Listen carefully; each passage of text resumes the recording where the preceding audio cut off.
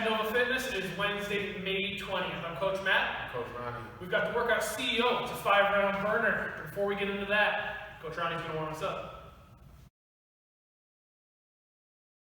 Guys, we got 2 pieces in the warm-up today, pretty easy. The first part, we're going to go through 6 minutes for time through 3 movements. That first movement is going to be 10 pass-throughs. So whether you have a band, PVC pipe, broom, whatever you can use to get some shoulder pass-throughs, get those shoulders warmed up, you get 10 total reps there. From there, you're going into 8 lateral lunges, so straddling your legs a little wider, really shifting your weight and loading from one side to the other, getting through that full range of motion, trying to keep your weight in the midfoot, all right? From there, we're going into 6 dive bombers. So push-up position, piking the hips up. We're going to roll ourselves close to the ground into that cobra position. What we're looking for here is opening up through the entire body. So posterior chain, hamstrings, and glutes will get opened up as you pike up. Open up through that mid, back, and shoulders as you get into that cobra position. All right, that's 6 minutes. We're going to keep cycling through those 3 movements. From there, you're going to grab a light set of dumbbells, and you're going to go through 2 times, very similar to our barbell warm-up. So you can take 1 dumbbell, you start with 5 good mornings. All right, just really trying to hinge at the hips, get ourselves warmed up. So you got a lot of different positions you can hold on to that dumbbell with. Find whatever's comfortable, even if you just do body weight, that's fine. From there, we're going into 5 front squats. So you can hold it into a goblet squat. If you want to grab both dumbbells, go in that front rack position, that's an opportunity for you as well. From there, we're going to go 5 overhead press per side. Really trying to get those shoulders active and holding weight overhead. And then from there, we're going 5 alternating dumbbell power snatch per side. So just getting into that action. Again, lighter weight through those movements. We're going to cycle through it 2 times to get us ready for that workout. Let's go through that warm-up, get ready for the WOD. Today's workout is called CEO, and it is 5 rounds. 5 rounds that are each a 3-minute AMRAP. After the end of each AMRAP, we'll have 1-minute rest between rounds. So giving you a total of 15 minutes of total work, broken up by 4 minutes of rest. In each 3-minute AMRAP, we're going to go through rep scheme 3 double dumbbell power snatches, 6 push-ups, 9 air squats. So, looking at the movement, we haven't done them very often. Definitely going to be where we're going to put most of our focus today as far as energy, as far as doing the repetition well. So it might not come as natural. So, with 2 dumbbells, first thing we're going to do is kind of set our stance a little bit wider, not quite too much wider than an air squat, but at least give yourself enough space where you can easily get the 2 dumbbells between your legs. You only really need to have 1 head of the dumbbell touch the ground on each repetition. From there, you're going to, like any other dumbbell snatch, or snatch overhead, or even a clean, you're going to pull that dumbbell barbell up the front of the chest, catching it in a nice receiving position, and then stand all the way through. Bring the dumbbells down close to the body, make contact with 1 head on each dumbbell, before coming back on up into the next repetition. So this only really becomes more difficult because we're coordinating 2 arms at one time versus the normal dumbbell power snatch where we're only using 1 arm, whether we're switching hands or not. But the dumbbells, you'll notice, come up the front of Ronnie in the same position. Elbows lead the way, finish the pulling under and locking out. He'll get Ronnie from the side. He loads his hips on the initial position, gets his back upright, drives through the heels up, and then finishes underneath in that receiving position before standing through.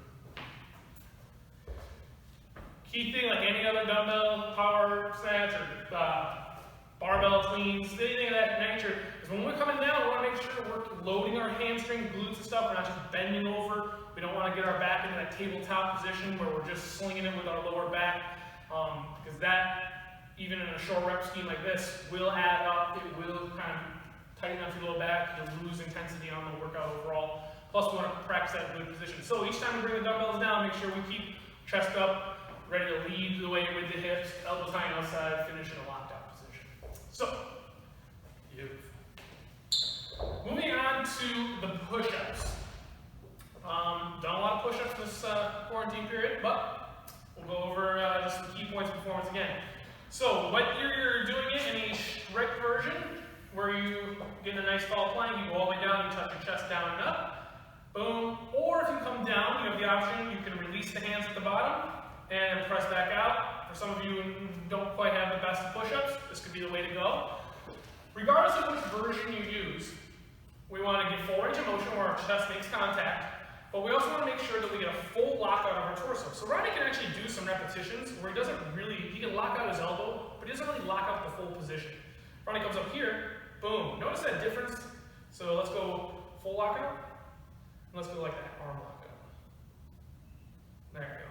So when it comes to getting the most out of a set of push-ups, it's getting that full lockout, core engaged. I know for some people it is enough work just to try to get the arms locked out, but if you're truly doing well, rather than just focus on going through 6 repetitions as fast as possible, make sure you're getting a full lockout throughout your entire torso, from ankles to shoulders. Other things, key points to look for when you're at the bottom of the push-up, make sure your elbow position, hand position, just outside the shoulder. You'll notice that Ronnie's elbows are not out to his sides, out here wide. They're down just outside of his pecs. Hand position, his elbows are not wide. And they're also not tucked in super tight, as close as possible to his ribcage. He's got about a 45-degree gap between them. Helps give him the balance of using his chest, shoulders, and triceps in balance in unison together. Moving on to the air squat. So, good old-fashioned air squat. Want to make sure our feet are planted in balance. A lot of times, like to think heels engaged on the floor, claw the ground with your toes as you sink, push your hips back, sink down, hips below parallel, knees engaged outward. If you look at Ronnie from the side, you'll notice his shoulder and upper body position is still stacked upright. So as he sinks back down in the air squat, you'll notice his hips break below parallel while he keeps his shoulders upright. Some of us tend to reach down to the ground, to touch, to help us to make sure our depth is deep enough. What we tend to see with that is, we tend to round our shoulders over, we start to tabletop over towards the ground. So it might be a better point of performance today, just keep those hands up, or out in front of you to help ensure that you're staying in good stacked position.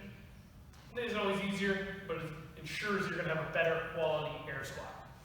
So, warm up these movements, figure out what weight works well for you for the dumbbell power snatches, something you could clearly go 3 in a row with each time. Go through the push-up repetitions, whether you're using hog, hands off the ground, or touch and go. Some air squats. We'll be back here for some strategy, different points of performance scales for you. Most of today's workout, a couple different things to look at.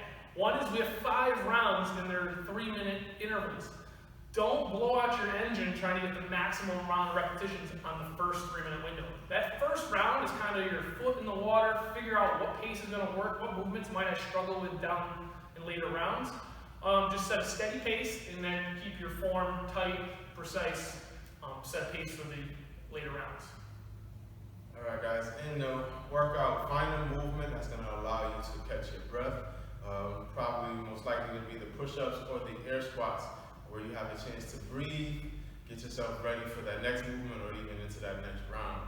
Right? And we also have 1 minute between each round, so just really try to focus on utilizing that minute to get our heart rate down, get ourselves mentally prepared for that next round of movement.